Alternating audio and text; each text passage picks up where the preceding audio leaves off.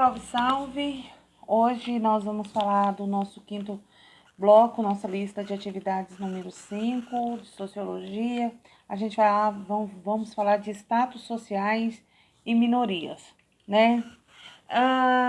Então, né, para começar bem essa questão, eu acho que falar sobre minorias não quer dizer que sejam poucas pessoas em uma determinada situação, sabe? Numa determinada classe.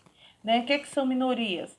São grupos de pessoas que se encontram em situação de desvantagem social, cultural, política, étnica, física, religiosa ou econômica dentro de uma determinada sociedade. Né? Em muitos momentos a gente já falou sobre a questão de meritocracia, né? E eu sempre falo para vocês que no Brasil é muito difícil pensarmos em meritocracia porque as pessoas não têm a mesma oportunidade em todos os segmentos, né? Não tem a mesma oportunidade na educação, não tem a mesma oportunidade na universidade, não tem a mesma oportunidade quando se trata de aspectos empregatícios, não tem a mesma oportunidade, inclusive em aspectos legais, né? Então, para falar em meritocracia, nós teríamos que ter essa oportunidade igual para todo mundo, aí a pessoa saber aproveitar essa oportunidade. Aí sim, nós poderíamos falar em meritocracia, né? Dentro desses grupos, quando nós pensamos nas minorias sociais, a gente percebe que está longe dessa realidade delas terem acesso, usufruir de todos os aspectos positivos que uma política econômica pode ofertar ou que uma política social possa ofertar, né? Ou então que realmente não sofram com o processo de violência, não sofram com o processo de exclusão. Então, nós nem podemos falar sobre isso. Tanto é que nós estamos vendo nos Estados Unidos, né, circulou em todas as redes sociais, está circulando em todos os jornais e as pessoas, independente do coronavírus ou não, saíram para a rua, foram se manifestar, né, porque um policial branco né, prendeu um negro, né, porque ele parecia ser quem eles estavam procurando e não bastou prender, né, acabou matando a pessoa sufocada, ajoelhando no pescoço, né, do homem e ele pedindo, pelo amor de Deus, eu não consigo respirar. E mesmo assim, né, ele continuou lá, ele foi filmado e a população está na rua pedindo para que esse tipo de situação não aconteça mais. Então, se nos Estados Unidos esse tipo de situação ainda acontece, imagina para nós aqui no Brasil como que isso funciona, né? É muito complicado dentro desse processo a gente imaginar, né? Então, as minorias realmente, elas sofrem muito porque ela possui essa desvantagem, né? E ela não consegue ter o mesmo acesso que os outros grupos dentro de uma determinada sociedade, né? A gente está vendo aí ainda, né, há quanto tempo, por exemplo, teve o assassinato da Marielle, uma mulher negra, lésbica, favelada, e até hoje não se sabe quem foi o mandante.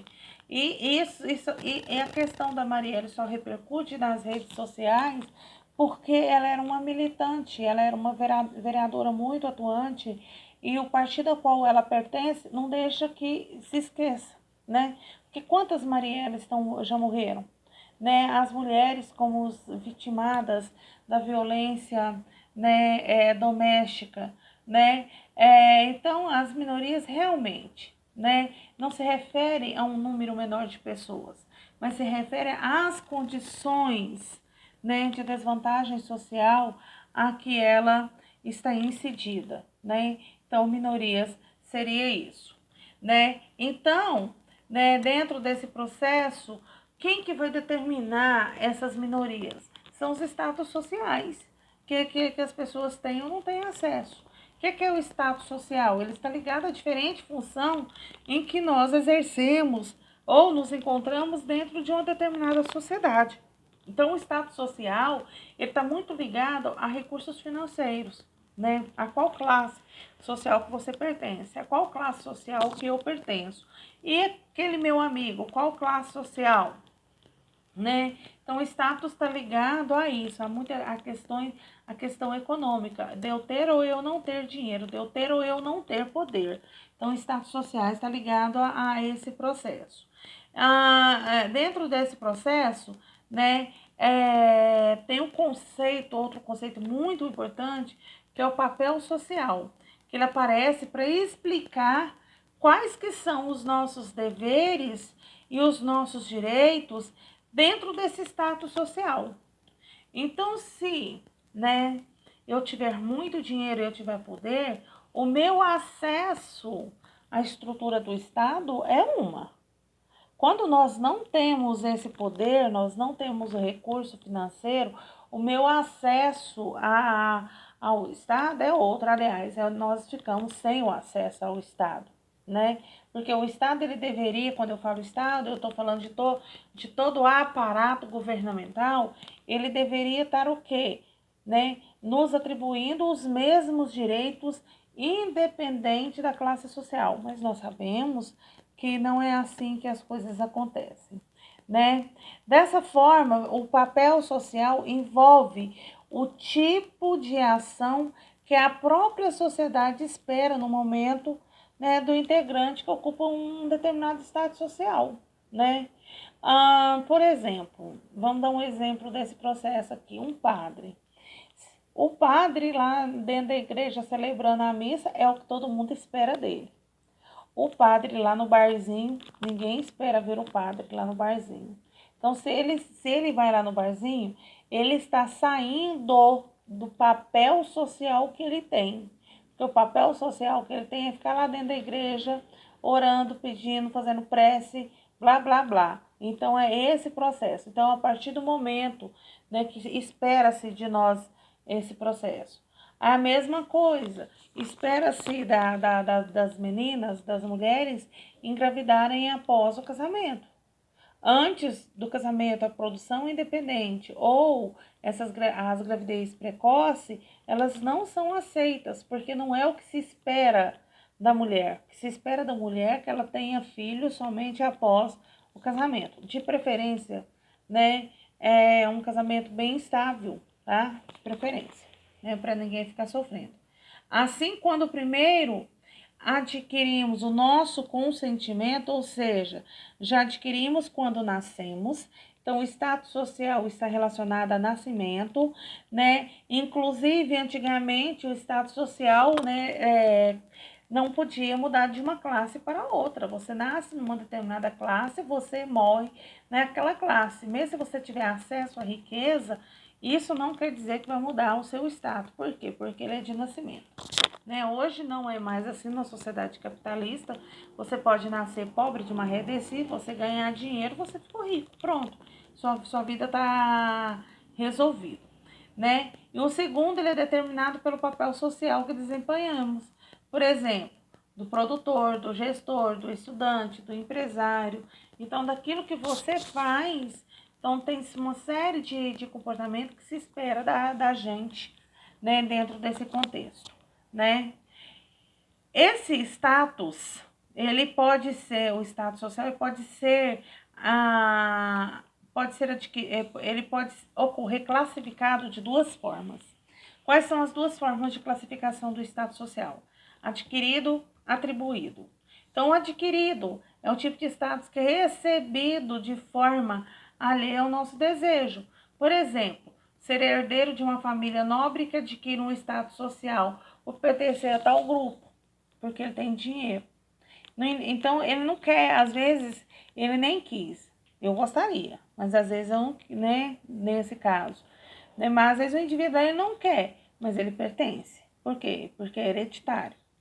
E atribuído, nesse caso, é atribuído ao indivíduo de acordo com as escolhas e os esforços que ele executa durante a vida. Por exemplo, ele trabalhou de assalariado a vida inteira, juntou dinheiro, vai conseguir abrir de sócio uma pequena loja. Ele vai começar a ser um pequeno empresário. Então, ele adquiriu esse processo ao longo do tempo. Aí nós vamos ter Max Weber, ele explica esse status social dentro de uma visão sociológica, que ele fala o seguinte, que o status social ele é multidimensional, envolve múltiplos acessos como renda, status e poder. Então, os três princípios básicos para determinar um status social, né, para Weber, vem da renda, do status e do poder. Renda é dinheiro, tá? É o que eu tenho em grana. Status é o que eu herdei, é aquilo que foi adquirido por mim. E poder é o acesso que eu tenho de dominar um determinado recurso, um determinado meio, ou então ter acesso ao Estado, né, de poder mesmo, decisório, ó, você vai fazer isso, não, você vai fazer aquilo, né? Esses três mecanismos, diz ele, né, formam um processo de dominação entre desiguais, socialmente diferenciados em classes, castas ou estamentos, né? Sua estruturação não se dá somente em termos econômicos, mas também em termos de poder. Define como a capacidade do indivíduo ou grupo de indivíduos impor sua vontade sobre os demais, né? Eu vou dar um exemplo bem simples. Um proprietário de uma grande empresa, né? Ela não é multinacional, mas ela tem várias regiões do nosso país. Ele definiu o apoio político a candidato fulano, né, a candidato A. Ele vai chegar lá nos seus empregados, né, mesmo existindo um candidato B, C, D e E, e vai falar assim, olha, vocês, para manter o emprego de vocês, vai votar em candidato A. Esse é um poder. É um poder que ele, né, tem em termos econômicos, por quê? Né? Porque ele vai definir quem vai ficar na empresa dele, quem não vai ficar acatando a ordem dele. Os empregados têm poder de escolha? Tem, em votar ou não votar, mas qual que é a consequência de não votar? Ficar desempregado. Então, acaba que esse poder que esse cidadão tem, ele é coercitivo porque ele obriga alguém de uma classe inferior a fazer o que ele quer, né? E isso vem, né, sendo discutido por Max Weber, né, que ele fala o seguinte, que quem tem poder domina quem não tem poder.